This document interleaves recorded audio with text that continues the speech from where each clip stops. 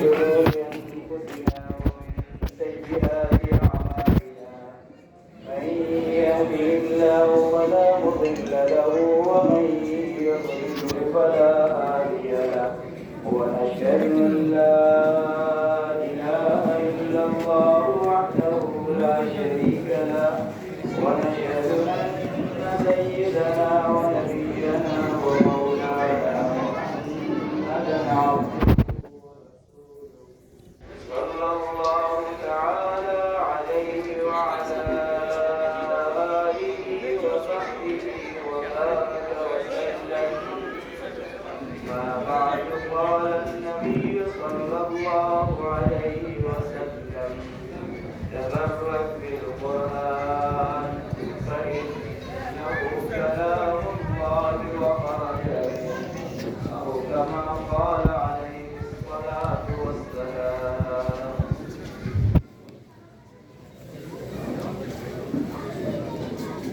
صدر محترم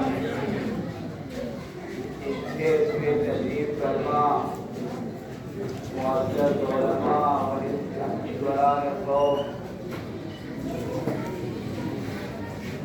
ہم سب نے امام بخاری رحمۃ اللہ علیہ کا نام سنا ہے۔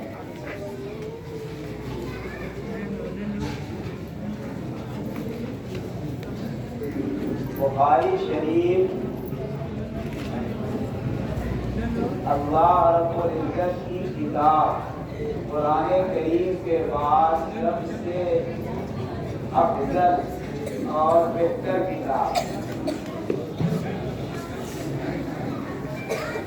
ہم لوگوں نے چند مسائل میں اختلاف پیدا کر کے امام بخاری کا حوالہ دیا ہے، لیکن امام بخاری رحمۃ اللہ علیہ نے جو باتیں کہی ہیں اور جن باتوں پر انہوں نے تکالیف برداشت کی ہے، ان کی طرف ہم سب کی توجہ ہے۔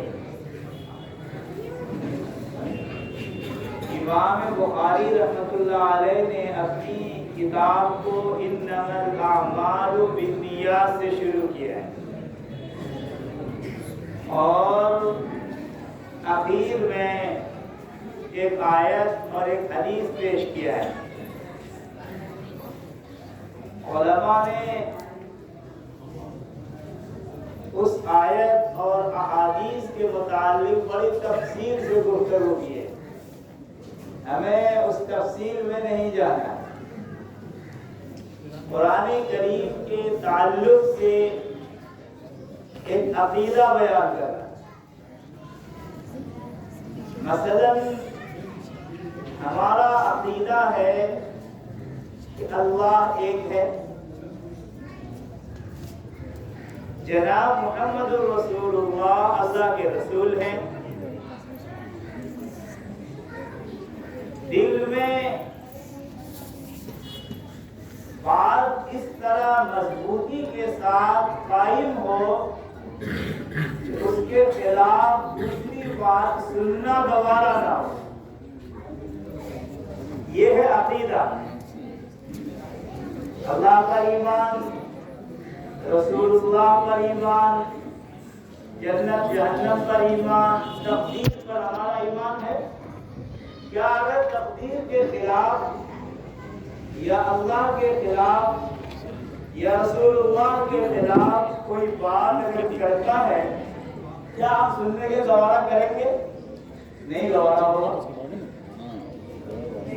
ایک سوال ہم آپ سے کرنا چاہتے ہیں کہ ہم سب اللہ کے بندے ہیں، اللہ کی مخلوق ہیں، مخلوق ہے نا؟ مخلوق کسے کہتے ہیں؟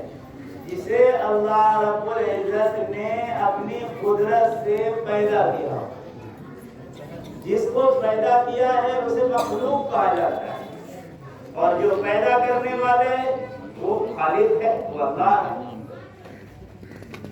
ابھی ہم سب نے قرآن کریم کی تلاوت سنی،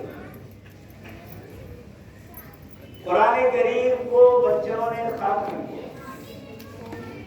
میں آپ سے یہ پوچھنا چاہتا ہوں، قرآن اللہ نے پیدا کیا ہے؟ زور سے بولو جی. یعنی یہ حضرات کہہ رہے ہیں کہ قرآن کو بھی اللہ نے ہم انسانوں کی طرح پیدا کیا ہے. تو گویا قرآن بھی مخلوق، قرآن بھی، یہ غلط عقیدہ ہے. یہ عقیدہ اب اسی کو آج بیان کرنا چاہیے. قرآن اللہ کی پیدا کی ہوئی کتاب نہیں ہے. قرآن مخلوق خدا نہیں ہے. اس طرح الذی خلق الموت والحیات لیبلوکم ایکم احسن عملا، اللہ نے موت اور زندگی پیدا کی، آسمان و زمین پیدا کیا، سورج اور چاند پیدا کیا. ہم یہ نہیں کہہ سکتے کہ اللہ تعالیٰ نے قرآن پیدا کیا. یہ عقیدہ مضبوط کیجئے کہ قرآن مخلوق نہیں ہے، غیر مخلوق ہے، مخلوق کے علاوہ ہے. 218 ہجری میں یہ فتنہ ایک شیعہ معتزلی نے اٹھایا. اس کا تعلق جہم بن صفوان سے تھا. انہوں نے ایک عقیدہ بنایا. اس وقت بادشاہ مامون تھے. ان کا ایک آدمی بادشاہ سے قربت حاصل کی اور بادشاہ سے یہ کہا کہ یہ عقیدہ پھیلایا جائے کہ قرآن اسی طرح مخلوق ہے جس طرح ہم انسان مخلوق ہے، زمین و آسمان مخلوق ہے. بادشاہ نے کہا ٹھیک ہے. بادشاہ نے چند علماء کو بلایا، کہا بھائی تم اقرار کرو کہ قرآن مخلوق ہے. سب نے انکار کیا کہ ہم اس کو نہیں کہیں گے قرآن مخلوق. امام احمد ابن حنبل رحمۃ اللہ علیہ کو بلایا گیا. امام احمد ابن حنبل رحمۃ اللہ علیہ نے سوچا اگر میں آج یہ کہہ دوں کہ قرآن مخلوق ہے تو قیامت تک یہ بات غلط پھیلے گی اور اس کا سہرا میرے سر جائے گا. کہ نہیں، القرآن غیر مخلوق، قرآن مخلوق نہیں ہے، غیر مخلوق ہے. سب کو جیل خانے میں ڈال دیا بادشاہ.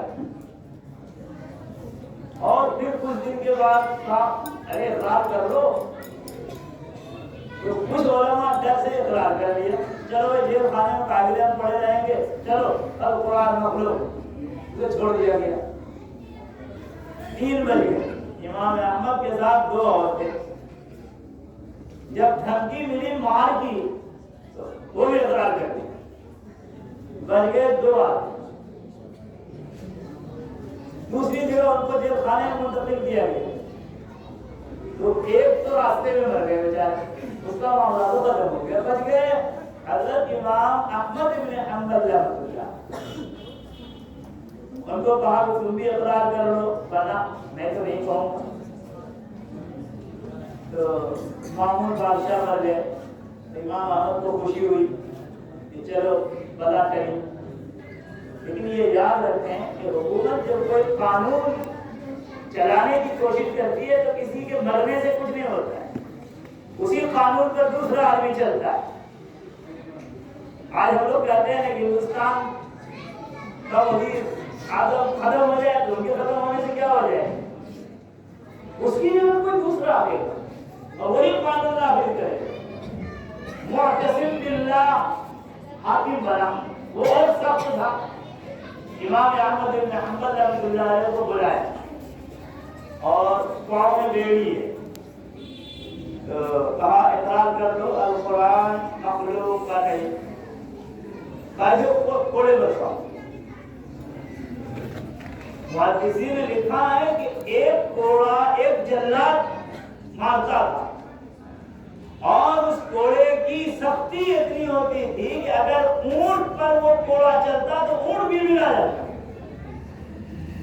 ہر آدمی 2 کوڑے مارتا تھا، نیا نیا جلاد کو لایا جاتا تھا. امام احمد بن حنبل رحمۃ اللہ علیہ کہتے تھے حدیث سے تم ثبوت پیش کر دو میں مان جاؤں. حدیث کہہ رہی ہے، اللہ کے نبی نے ارشاد فرمایا ہے تبرک بالقرآن، قرآن سے برکت حاصل کرو، فإنه کلام اللہ، یہ اللہ کا کلام ہے، وخرج منہ، اللہ کی ذات سے نکل کر کے آیا ہے، اللہ نے پیدا نہیں کیا اسے. اور اللہ کی ذات سے نکلنے کی بنیاد پر جس طرح اللہ کی ذات قدیم ہے، ختم ہونے والی نہیں ہے، ایسے ہی اللہ کا کلام قرآن کریم ختم ہونے والا ہے. مخلوق تو ختم ہو جائے. پھر قید خانے میں ڈالا گیا، پھر نکالا گیا. امام احمد بن حنبل رحمۃ اللہ علیہ کے پیچھے ایک آدمی آیا اور اس کا دامن پکڑ کر کے کھینچا.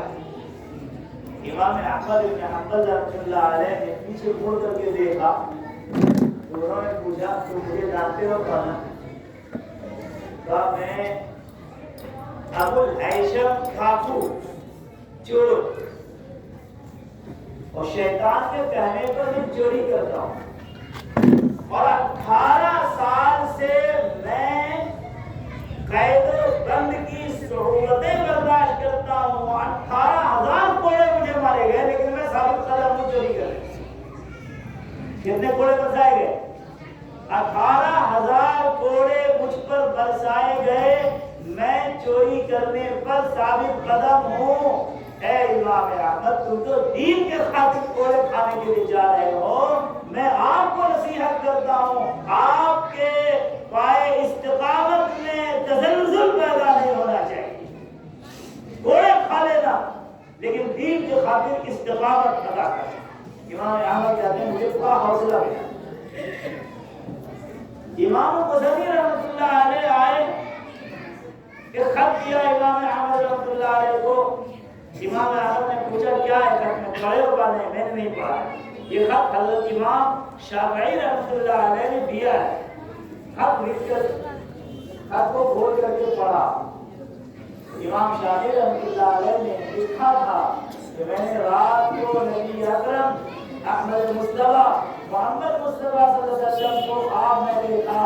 آپ فرما رہے تھے کہ امام احمد کو خبر کر دو کہ وہ قائم رہے اپنی بات پر.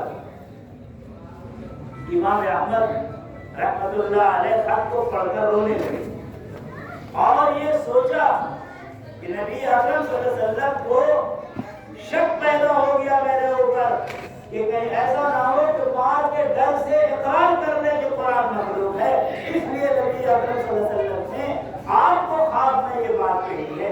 پھر امام احمد نے اپنا کرتا نکال کر کے اسے دیا. امام شافعی رحمۃ اللہ علیہ کا میں کرتا تم سے نہیں مانگتا ہوں، تم اس کرتے کو دھو ڈال اور دھو کر کے پانی ہم کو دے دو. پانی کو انہوں نے دیا اور پھر اپنے بغل پر ڈالا.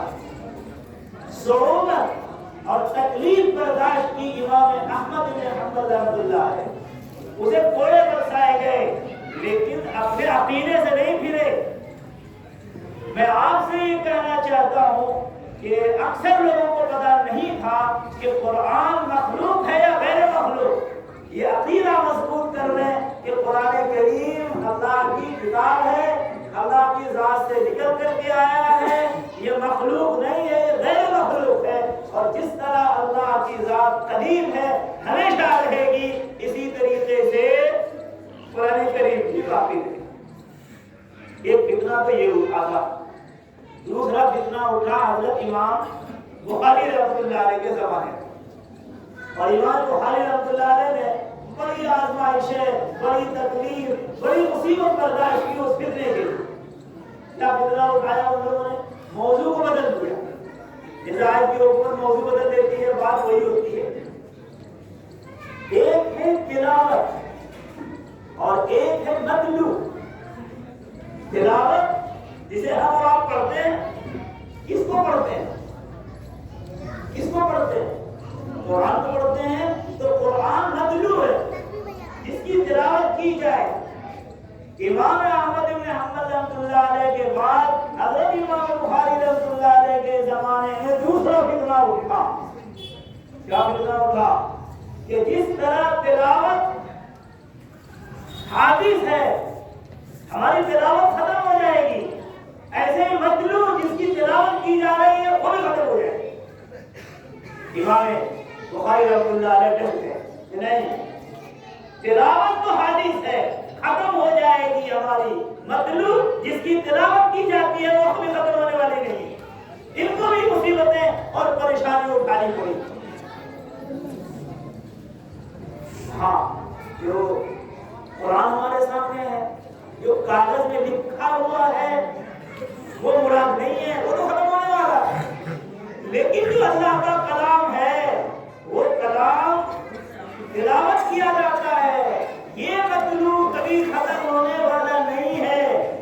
یہ دو عقیدہ ہمیں اور آپ کو مضبوطی کے ساتھ قائم رکھنا چاہیے اور اپنی اولاد کو بھی بتانا چاہیے کہ قرآن مخلوق نہیں ہے، غیر مخلوق ہے، اگر کوئی مصیبت میں مبتلا کرے تو اسے برداشت کرنے کے نبی اکرم صلی اللہ علیہ وسلم نے فرمایا ایک دور ایسا آئے گا کہ فتنے کا انبار ہوگا، اس طرح ایک ہار ہے وہ ٹوٹ جاتا ہے تو موتیاں بکھر جاتی ہیں، اسی طریقے سے فتنے ایک کے بجائے دو، دو کے بجائے اور آج تک وہ فتنے اٹھتے رہے۔ نبی اکرم صلی اللہ علیہ وسلم کے بارے میں ہمارا اور آپ کا اور پوری دنیا کی امت مسلمہ کا عقیدہ یہ ہے کہ آپ آخری رسول ہے، آپ کے بعد کوئی نبی نہیں آئیں گے، بہت سارے لوگ اٹھے اور اس فتنے کو اٹھایا کہ نبی آنے والے ہیں، اور نیا نیا ایک تازہ خبر ہے کہ دربھنگہ کا رہنے والا ہے شکیل بن علی، انہوں نے دعا کر دیا ہے کہ میں ہی حضرت عیسیٰ ہوں، میں ہی حضرت مہدی ہوں، اور ہمارے مسلمان بہت سارے اس کے چکر میں آ کر کے چاہے مالی معاونت کی بنیاد پر ہو یا کسی لالچ کی بنیاد پر ہو یا عقیدہ کمزوری کی بنیاد پر ہو یا تعلیم میں نہ ہونے کی بنیاد پر ہو، اس میں جاتے ہیں اور اپنے ایمان کو ختم کر دیتے ہیں۔ یاد رکھیں ایمان، امام بخاری نے جو باب باندھا ہے کہ جب تم پیدا ہوئے اور ایمان لائے، امام بخاری نے کتاب التوحید اخیر میں بیان کیا، کہا کہ یاد رکھو جب تم نے ایمان لایا، روزہ رکھا، نماز پڑھا، حج کیا، زکات ادا کیا ہے، جب تم مرنے لگو تو مرتے وقت بھی اس ایمان پر قائم رہنا، مرتے وقت بھی اس ایمان پر قائم رہنا، اور یہ ثابت کیا کہ کل قیامت میں اللہ تعالیٰ ترازو قائم کریں گے، انصاف والا ترازو، اس میں انسان کے اعمال کو تولا جائے گا، اس میں انسان کی باتوں کو تولا جائے گا۔ اسی میں سے ایک فرقہ جو جہم بن صفوان سے نکلا تھا، جسے جہمیہ امام بخاری نے کہا، انہوں نے انکار کیا تھا کل ترازو قائم نہیں ہوگا اور نہ انسان کے اعمال کو تولا جائے گا۔ امام بخاری نے ڈٹ کر کے مقابلہ کیا تھا، وَأَنَّ أَعْمَالَ بَنِي آدَمَ وَقَوْلُهُمْ تُوزَنُ، کل قیامت میں تمہارے اعمال اور تمہاری باتیں وزن کی جائیں گی۔ وَأَمَّا مَنْ ثَقُلَتْ مَوَازِينُهُ وَهُوَ فِي عِيشَةٍ رَاضِيَةٍ، جس کا وزن بڑھ جائے گا وہ عیش و آرام کی زندگی گزارے گا، اور جس کا وزن ہلکا ہوگا وَأَمَّا مَنْ خَفَّتْ مَوَازِينُهُ فَأُمُّهُ هَاوِيَةٌ، جس کا وزن ہلکا ہوگا وہ ہاویہ میں جائے گا۔ اور ہاویہ کیا چیز ہے؟ اللہ نے سوال کیا، خود جواب دیا، وَمَا أَدْرَاكَ مَا هِيَ، وہ کیا چیز ہے ہاویہ؟ اللہ تعالیٰ نے پھر جواب دیا، نار حاویہ، وہ دہکتی ہوئی جہنم کی آگ ہے۔ میرے محترم، ہم سب یہ عقیدہ مضبوط کریں کہ قرآن اللہ کی کتاب ہے، اللہ کی ذات سے نکل کر کے آیا ہے، قرآن پڑھنے سے پروردگار عالم بہترین اجر عطا فرماتا ہے، جس کا ثواب بہت زیادہ ہے۔ آپ نے علماء کی تقریر میں سنی ہے، اللہ تعالیٰ ہم سب کے عقائد کو مضبوط کرے۔ ہم ڈلموڈیا ہے، جہاں تھوڑی سختی ہوئی ہم پھر جاتے ہیں اپنے عقیدہ سے۔ ہم سب کو اللہ تعالیٰ اس پر ثابت قدم رکھے اور نیک اعمال کی توفیق عطا فرمائے۔ اور اس ادارے میں ابھی 5 بچے نے ایک دکترا مکمل کیا ہے، ان کے لیے دعا کریں کہ اللہ تعالیٰ ان کو اس پر عمل کرنے اور اس کو مضبوطی کے ساتھ قائم رکھنے کی توفیق عطا فرمائے۔ ہمارے علماء لکھتے ہیں کہ جس ادارے میں قرآن کریم پر محنت ہوتی ہے، صحت کے ساتھ تجوید کے ساتھ اسے پڑھایا جاتا ہے اور رات دن اس پر محنت ہوتی ہے، تو پروردگار عالم اس ادارے کو غیب کے خزانے سے مدد بناتے ہیں اور پھر اس کی ترقی ہو رہی ہوتی ہے۔ الحمدللہ ہمارے عثمان صاحب نے بڑی مشقت پریشانی کے ساتھ اس ادارے کو قائم کیا، تکلیفیں بھی اٹھائی، آج قرآن پر محنت کرنے کی برکت سے اللہ تعالیٰ نے ادارے کو ترقی عطا فرمایا ہے۔ اللہ تعالیٰ اس ادارے کو مزید ترقیات سے نوازے اور ان کے معاونین کو بھی مزید ترقیات سے نوازے اور الحمدللہ